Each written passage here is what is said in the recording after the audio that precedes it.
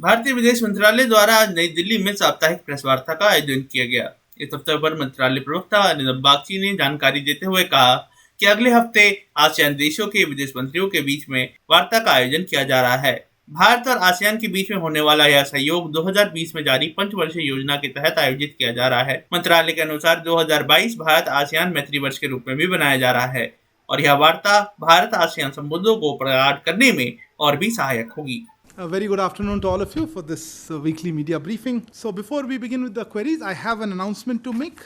This is regarding the special ASEAN-India Foreign Ministers meeting that we will host in New Delhi next week. So let me read out some of the, we'll issue a formal press release after this.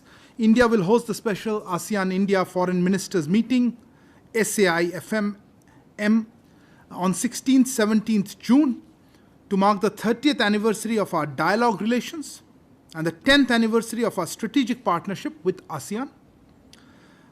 EAM, Dr. S. Jayashankar, and His Excellency Mr. Vivian Balakrishnan, Foreign Minister of Singapore, and who's India's country coordinator in ASEAN, will co-chair the meeting. Foreign Minister of other ASEAN member states and ASEAN Secretary General will participate in the SAI-FMM. As you are aware, the year 2022 has been designated as the ASEAN-India Friendship Year. Just a little background, ASEAN-India dialogue relations started with the establishment of sectoral partnerships in 1992, graduated to full dialogue partnership, December 1995, summit-level partnership in 2002, and of course upgraded to strategic partnership in 2012. Today, ASEAN-India strategic partnership stands on a strong foundation. ASEAN is central to India's Act East policy and its vision for the wider Indo-Pacific. This multifaceted partnership encompasses many sectoral dialogue mechanisms and working groups that meet regularly at various levels, including annual summits, ministerial and senior official meetings. And also, as you are aware, the ongoing India-ASEAN collaboration is guided by the Plan of Action for 5 years, 2021 to 2025, which was adopted in 2020.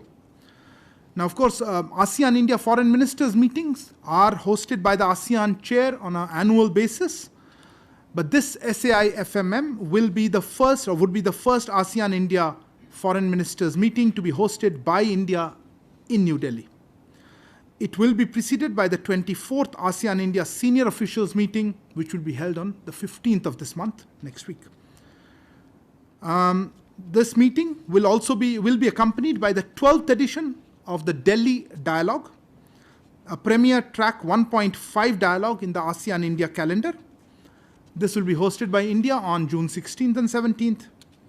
The theme of Delhi Dialogue 12 is Building Bridges in the Indo-Pacific.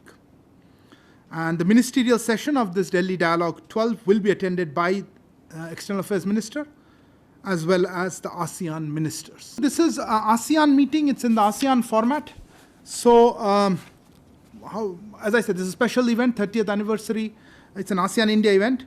And Myanmar is an ASEAN member state. So participation from Myanmar in this SAI-FMM would be or is as per the ASEAN consensus in this regard. Look, we have seen these reports. Specifically, you're talking about General Flynn. We have seen these reports. Now, while we would not like to comment on what General Flynn is reported to have said, I've seen some media reports. Let me just make a broader statement. We'd like to emphasize, as we have done in the past, that the government of India carefully monitors developments along our border areas, including construction of infrastructure by the Chinese side in the western sector, as well as that being undertaken further in-depth areas.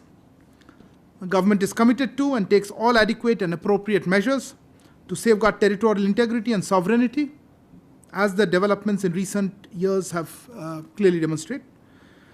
Government of India has taken various measures in recent years to develop infrastructure along the border areas to not only meet India's strategic and security requirements, but also facilitate the economic development of these areas.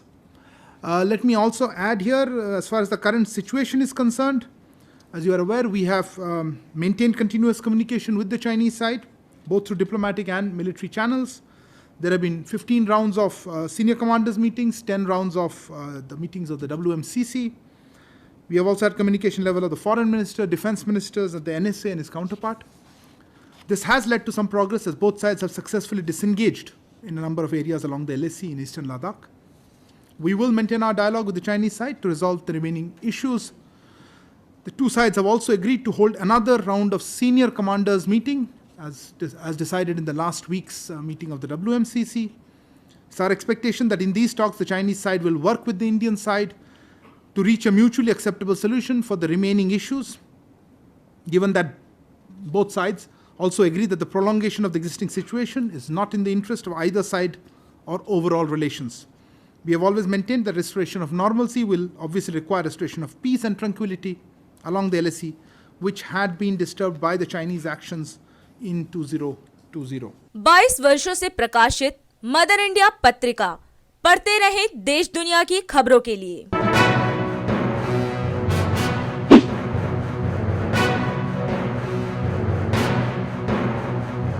26वें वर्ष में आपके लोकप्रिय समाचार पत्र India दर्पण का प्रवेश। आप देखते रहें अपने क्षेत्र की खबरें।